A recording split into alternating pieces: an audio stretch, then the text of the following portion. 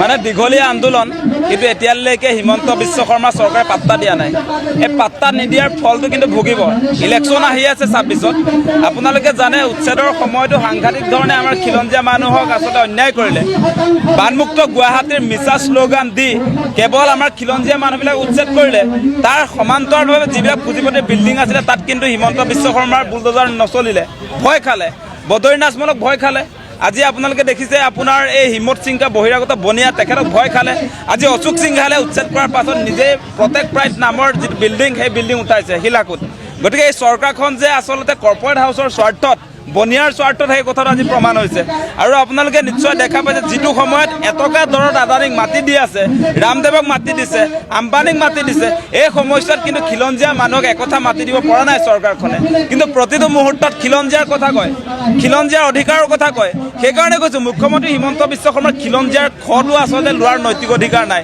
তেওঁ ডাইলগটো মাৰিব পাৰে, কিন্তু সঁচা সঁচাকৈ খিলঞ্জীয়াৰ পক্ষত নাই আকৌ, এই কথাটো স্পষ্ট। আজি আপোনালোকে নিশ্চয় দেখা পাইছে যে আপোনাৰ ট্ৰাইবেল মানুহবিলাকৰ মাটি কাঢ়ি লৈছে। আদানীক পাৱাৰ প্ৰজেক্ট নিৰ্মাণ কৰিবৰ কাৰণে আপোনাৰ পৰ্বতযোৰাত মাটি হস্তগত কৰিছে।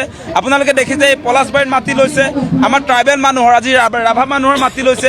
আজি দৰাবিলৰ মাটি তেওঁলোকে কব্জা কৰিব খুজিছে।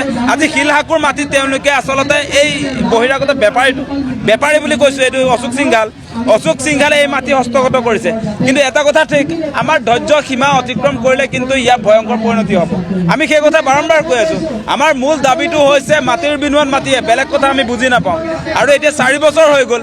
4 বছৰ হোৱাৰ পাছতো কিন্তু মুখ্যমন্ত্ৰীয়ে নিজে 2021 চনতে আচলতে মাটিৰ বিনিময়ত মাটিৰ অধিকাৰ প্ৰদান কৰাৰ কাৰণে তেওঁ কৰিছিলে, প্ৰতিশ্ৰুতি প্ৰদান কৰিছিলে। যেতিয়া উচ্ছেদ চলি আছিলে, উচ্ছেদ চলি থকা সময়ছোৱাত মুখ্যমন্ত্ৰীয়ে সংবাদমেল পাতি ক'লে যে যিমান খিলঞ্জীয়া ভূমিহীন পৰিয়াল আছে সকলোকে মাটিৰ বিনিময়ত মাটি দিব। কিন্তু তেওঁৰ এই 4 বছৰ হোৱাৰ পাছত মাটিৰ বিনিময়ত মাটি দিম বুলি কমিটমেণ্ট দিলে, প্ৰতিশ্ৰুতি দিলে, কিন্তু এটা পৰিয়ালকো আজিৰ দিনলৈকে মাটি নিদিলে। সেইটো কেনেকুৱা মুখ্যমন্ত্ৰী আচলতে?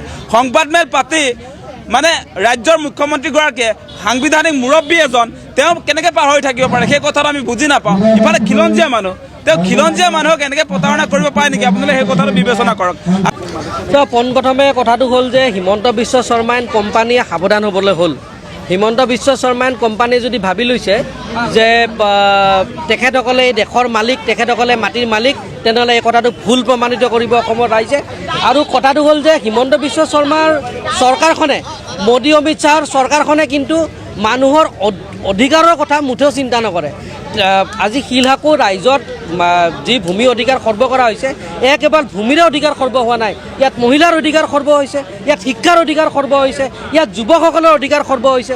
গতিকে আমি দেখিছোঁ যে পৰীক্ষাৰ আগদিনাও ল'ৰা ছোৱালী পৰীক্ষা চলি আছে, পৰীক্ষাৰ আগদিনাও কিন্তু বুলডোজাৰ লগাই পেলাই ইয়াত ঘৰসমূহ ভাঙি দিছে। আৰু আপোনালোকে জানে যে শিলহাকুৰ এইসমূহ ঘৰত ৰাস্তা আছিলে, ৰাস্তা পদূলি আছিলে, GMCয়ে নম্বৰ দিছিলে, হোল্ডিং নম্বৰ দিছিলে। এইখিনি থকাৰ পাছতো হিমন্ত বিশ্ব শৰ্মা এণ্ড কোম্পানীয়ে কেনেকৈ ভাঙি দিলে। কিন্তু তেওঁলোকৰ সাহস নহ'ল যে জয়ন্ত মল্ল বৰুৱাৰ নামত যিখিনি মাটি আছে, আজমলৰ নামত যিখিনি মাটি আছে, জিঞ্জাৰ হোটেলৰ নামত যিখিনি মাটি আছে, বা যিসকল পুঁজিপতিক নামত মাটি যিখিনি দিয়া আছে, তাত কিন্তু হাত দিবলৈ হিমন্ত বিশ্ব শৰ্মাৰ চৰকাৰখনৰ সাহস নহ'ল।